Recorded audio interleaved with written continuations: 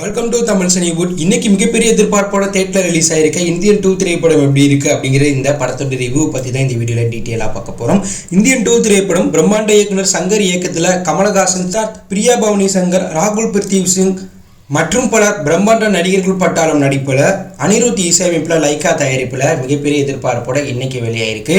28 வருஷத்துக்கு முன்பு இந்தியன் படம் வெளியாகி தமிழ் சினிமாவுடைய ஒரு கல்ட் கிளாசிக் திரைப்படமாக மாறி இருந்துச்சு. இருந்தாலும் அந்த படத்துடைய கிளைமேக்ஸ்ல இந்தியன் தாத்தா எப்போ வேணாலும் கம்பேக் ஆவார் அப்படிங்கிற மாதிரி முடிச்சிருந்தாங்க. அதற்கு ஏற்றார் போல இந்தியன் 2 திரைப்படத்தை இப்போ சங்கர் எடுத்திருக்காரு. ஸோ படத்துடைய பாசிட்டிவ் நெகட்டிவ் பார்க்கறதுக்கு முன்னாடி படத்துடைய கதை சுருக்கம் பார்த்துருவோம். ஸோ இந்தியன் 1 படத்தில் இந்தியன் தாத்தா பார்த்தீங்கன்னா நாட்டை திருத்தணும்னு ஆங்கிரியாக இருந்து களத்தில் இறங்கினார். ஆனால் இந்தியன் 2ல் பார்த்தீங்கன்னா இப்போ இருக்கக்கூடிய இளைஞர்கள் நாட்டில் நடக்கக்கூடிய கரப்ஷன் சிஸ்டம் சரியில்லை அப்படின்னு சொல்லிட்டு களத்தில் இறங்கி போராடுறாங்க. ஆனால் எதுவுமே மாறலை. ஸோ இந்த சமயத்தில் தான் ஒரு ஹண்டிங் டாக் வேணும்னு இந்தியன் தாத்தாவை உள்ளே கொண்டு வர அவங்க முயற்சி பண்ணுறாங்க. ஸோ இந்தியன் தாத்தா எப்படி உள்ளே வராரு, அவர் வந்ததுக்கு பிறகு என்னென்ன சம்பவங்கள் நடக்குது அப்படிங்கிறத இந்த படத்தோடைய மீத கதை. ஸோ படத்தோடைய பாசிட்டிவ் பார்த்துருவோம். படத்தோடைய பாசிட்டிவ்னா கமலஹாசன் தான். கமலஹாசன் ஆக்டிங்கில் மிரட்டி இருக்காரு. நிறைய கெட்டப் சேஞ்செல்லாம் இருக்குது, அதெல்லாம் சூப்பராக இருக்குது.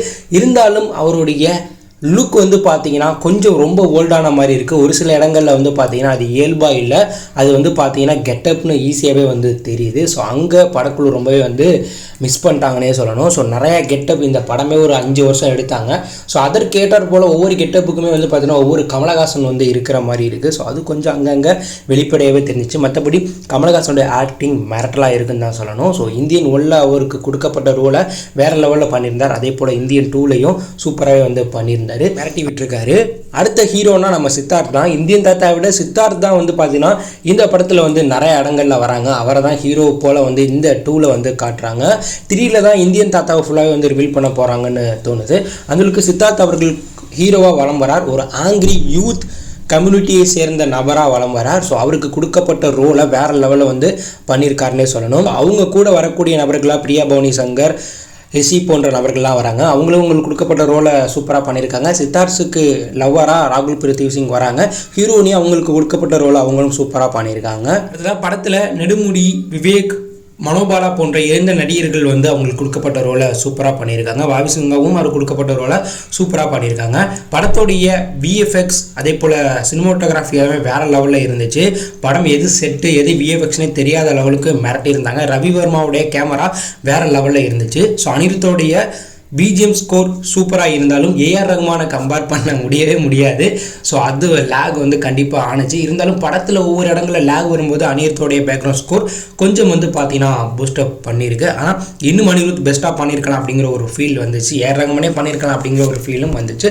இதுதான் இந்த படத்துடைய பாசிட்டிவ்னே சொல்லணும். படத்துடைய நெகட்டிவ் அப்படின்னு பார்த்தோன்னா படத்தில் வில்லனா எஜே சூர்யா முக்கியமாக வரலை. ஸோ பார்ட் 3 தான் அவருக்கு வேலையே இருக்குன்னு நினைக்கிறேன்.